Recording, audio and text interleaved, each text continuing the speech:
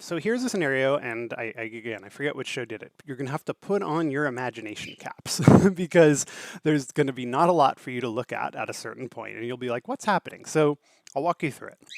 There's a scenario. You get a signal. This is all made up, right? Just big asterisk. I made this up. This isn't a real thing. This is not the real story of the game. Okay, got that out of the way. I trust you with that knowledge.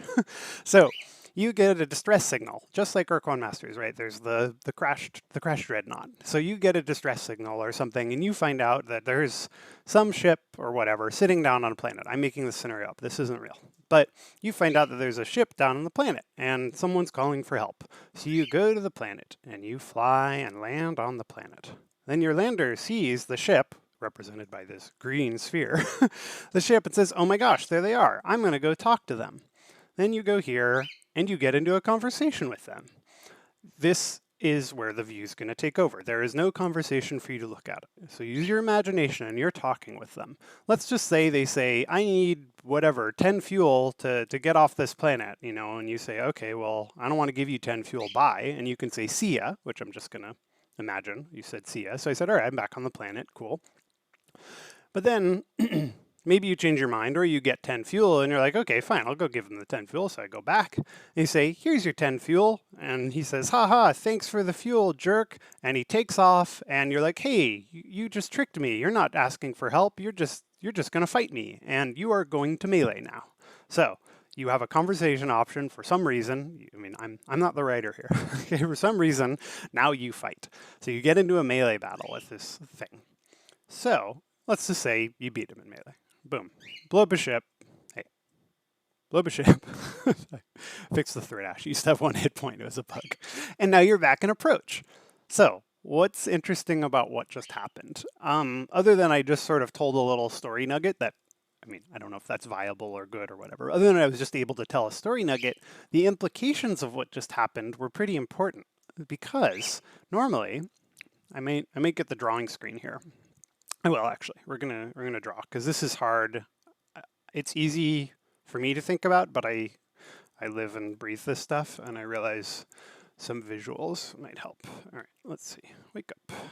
Okay, so normally you're here in planet side. You can see my terrible handwriting, and then you go down. Actually, sorry, one step further off the screen. All right, you're here up in approach. So you're here in approach, and then you go down to planet side. Then in planet side, you get into a conversation. Now you can back up, right? So there was that option where you say, hey, buddy, never mind. Yeah, Bear Mordax, you beat me to the punch, but I want to talk about the cool part of it. So normally all our simulations work this way, which is you enter in, right? So you enter in, I'm gonna use my mouse here. I can't use my mouse, sorry. I can't both point and type, so I'll have to scribble. So you enter in here into conversation, and then when you're done, there's only really 2 ways out. One is there's a lateral move too for levels, like I think I showed in the interior. You can move laterally, so level 1, level 2, level 3, where you sort of just mulch the old one behind you.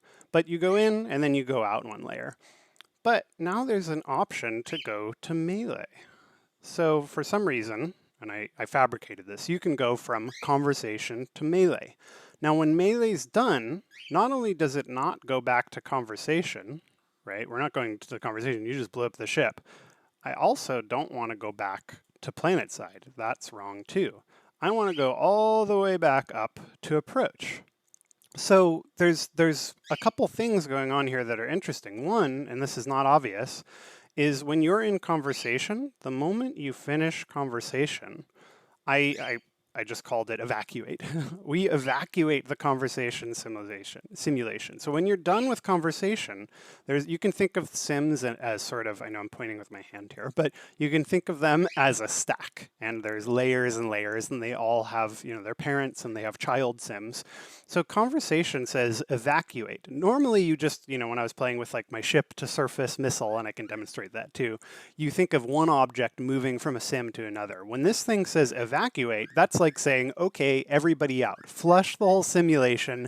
You're either going back to where you came from, because the conversation's over and you're just going back to planet side, or you're going somewhere else. So at that point, it says, conversation's out of the picture. Now, if you go to Melee, here's the interesting part, and this is where multiplayer gets important. So if you're going to Melee down here, so let's say, we're going to Melee. I realize my doodle is getting kind of complicated, or hard to see, and I can't point at it. I can put it here. I don't know if that works. So if you go to Melee, what's important is when that Melee is done, right now the resolution is we assume you win and you go back to approach. But if you were saying like dealing with the show fixity where you fought for a little while, you could go from Melee to another conversation, right? So that's possible. We're not doing that right now, but you could do that. But when Melee is done, it needs to know the rule of every sim is go back to the sim you came from. When you're done, if I get you out, go back to where you came from. So when Melee's done, it needs to know, not just go back to where you came from, go back one more above from where you came from. And that instruction, Melee's never heard of approach, all right? The way our data is structured. Each sim doesn't really know anything about the thing that made it. They're all designed that way. Sure, Approach knows about PlanetSide because it's got, the actual, I can maybe point at this, but, it's got like planets, it's got moons, it's got things. It needs to know how to go to PlanetSide, but PlanetSide doesn't need to know how to go back to Approach. It's never heard of Approach. It just says, okay, I'm done, bye, take over, take the reins. So Melee similarly doesn't really know anything about any part of the game. You don't go anywhere for Melee right now. You just stay in Melee or you leave. So the instruction to not just go back to where you came from, but to go back one more layer than where you came from is really important. And that's sort of the thing I set up. Now, here's the fun, where it gets fun with multiplayer. So let's say you're player 2, and player 2 is hanging out in PlanetSide. Player 1 gets into conversation and then goes whoop, in Melee. Player 2 is still sitting on the planet. Conversation is ended, so that little bubble, right, where they could maybe interact with the crashed ship is gone. It vanishes. You just say, oh, where'd player 1 go? How this is actually going to play out, I don't know. But it's important that just when conversation is done, I can't delete the PlanetSide simulation. That simulation has to be around at least until Melee is done because someone else might be there. All I can do, and all of the rules, this is the way I'm building it, the rule is I never destroy a simulation, except conversations maybe the only one that might be doing this, where it evacuates and says, I'm done, nobody's talking to me right now.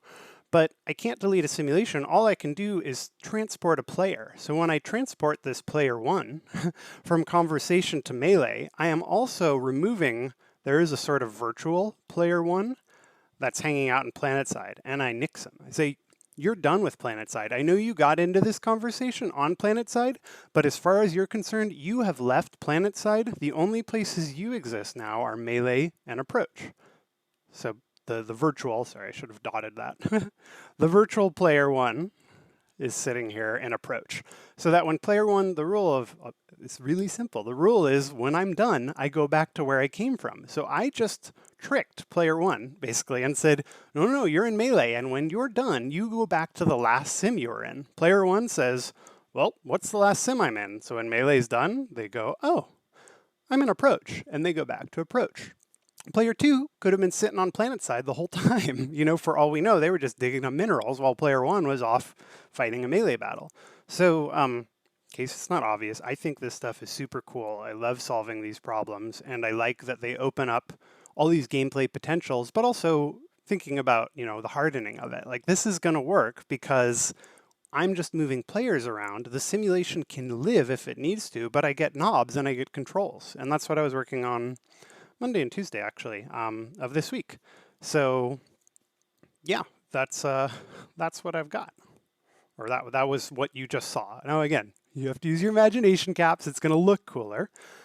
Corrupted Tarball, that's a great question. Well, both those questions are great. So, I'll just read them back. Let me turn off this screen so I can fly my ship around. And if you have questions, please let me know. I know that gets heady. So, will the virtual and physical player 1 be an Approach? Right now, yes. What you're seeing right now, because I'm looking at Approach, controlling my ship in Approach, but the moment I go to PlanetSide, there is a virtual player 1 sitting around in Approach. And there's a real player 1 running around in PlanetSide. Now, if I left PlanetSide because I moved the lander up to the flagship, the physical one rejoins with its virtual component. Likewise, if I go here, there's a virtual PlanetSide, right, player. there's a virtual approach player. Now I go into the conversation. There's a virtual planet side player, so that when I leave the conversation, assuming, oops, there's no debounce, so it left two, it thought I pushed the button twice and it's on the same key because I'm lazy. So it says you left the conversation, go back to your last virtual spot, which was planet side. So let me see if I can do it with a quick one frame tap. So go back to planet side, right? So now I'm back on planet side. Oops, I bumped it again. So there's always a virtual breadcrumb trail being left by each player. Now your other question is how would player 2 join the melee? That's a really good question, and I think we need to start experimenting to find out. We have ideas. So you can imagine this little green sphere is the conversation bubble. And how, you could even ask, how does player 2 join a conversation? Can they do that? And I think they should be able to. We're talking about how that might work. You can also imagine if player 1 and player 2 have like radio signals, they might get a little window down on the side of their screen that says, like, oh, I want to just watch what player 2 is doing. We've barely like scraped the surface of what we can do by letting both players participate in the same simulation across the entire universe, but also have different views. We could do like picture in picture. I could watch what you're doing, whether it's conversation, whether it's running around PlanetSide. I could have a little box where I'm just watching what you do, and I render it here on my screen. And we're playing together even if we're off screen from one another. Like we can do all kinds of stuff. So you could say, okay, well, maybe player 2 can join in the conversation. Maybe they can even just run around, pick up minerals, and watch it go on. But then your question is, so how does player 2 join in melee? The way I'm thinking about it right now anyway is, and I should say we, the way we've been talking about it and we need to play with this is, and I use the term bubble, everything's an experience bubble. When this player leaves their virtual breadcrumb, so you're gonna have to imagine player 1, my lander here, drives, we could have a flying lander, flies or drives into the conversation bubble. At that point, the lander, physically, if I were player 2 watching this, I think this thing might disappear and I might get a little sort of iconified representation or a little marker that says, hey, player 1's in here, right? So we could let the player 2, or you can have more than 2 players in theory too, right? We could let other players know where they are. Now, when you go into melee, let's say the melee is happening approach. That's the story we tell. Just how see this little dot over here, I imagine we would make a melee bubble, and that melee iconified representation says, hey, you can join them.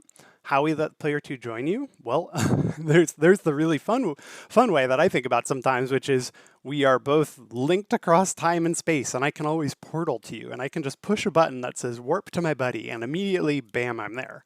That's just my experimental idea. But the other way is, well, if there's a little melee bubble that represents the fight that's going on, that's been created here in Approach, player 2 could just drive into it, and then they join the melee. MJH Fidelio brings up, I think, if I'm reading that quickly, brings up the idea of sending things across the simulation. So we've talked about, and that last week, I could bring it up again, last week, that Firestorm ship, that ability to me feels like that's a second player ability. I'm driving a real ship, but this isn't a ship. This is my second player gets a cursor and they can just shoot into the melee to help me. Like what if player 2 could be down here on the planet and they set up a surface to air missile and they can start launching missiles into my melee and have different sort of interactions from the outside, or they can just fly in and join me. But that's like what I say, we haven't scratched the surface of it. I really mean, like, we have ideas, we've thought about it.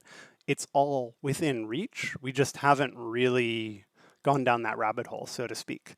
Yeah, I think I haven't checked if this works in a while, but this is an example of that sort of thing. So the flagship had a missile. If you're here for those streams, boom, I shoot the missile. That transports a worm, which is kind of like an AI player, to the planet. That does a bunch of work for me. And if I can still leave the planet, right, I leave. Oops, there goes another one. Bye, wormy. Have fun in space. And there's my buddy, sort of an AI second player on the planet surface doing stuff. And I come down, he says, oh, you're here. Here's your minerals. And I give them to you, right? So you can imagine the two-player experience being similar, which is, yeah, I can directly go down to the planet and pick up minerals, or maybe there's other interactions in melee, planet side, conversations even. Maybe I have a lie detector and I can tell that my buddy is getting lied to or something. I don't know. So that's just, I really mean it. You know, I'm hand waving, but hand waving knowingly and gloriously by saying, I think there's fun stuff we can do there. We have all the support for it. I'm sort of like talking it through. We just haven't really tried to play with it. You know, even that little story I told about there's the crash ship and you're going to help them. A lot of that for me is very story driven, which is, well, what's the story of what's going on here? Like, are we, you know, when we play co-op, what does that mean? When I when I have these sort of different experiences, you know, anybody who plays, I shouldn't say anybody, but I speak in hyperbole all the time. And that's actually not hyperbole, but a lot of people who play co-op games know there's a lot of kind of emergent storytelling that comes out of you just playing with a friend, right? So what's the story of me helping you in Melee or launching a missile into Melee? And some of that is going to be up to the players to decide, but we can provide frameworks for like, oh, I'm launching worms into space and they're going to help you in Melee, and we can give them the fun like toys that they can play with together. So we really haven't explored a lot of that, but our eyes are on it for the future, I guess is what I'd say. And we're building with that sort of fun in mind. You know, and this is sort of to quote Fred sort of imperfectly, you know, this it's one of those things where if you just leave that till the end and be like, oh yeah, we should have multiplayer, you know, it won't get as much love as if even if we're not building it now, at least we keep in our minds, this is how it's gonna be fun. I can see the road, I can see where it gets us, and then eventually we'll try it, but we have a lot to do.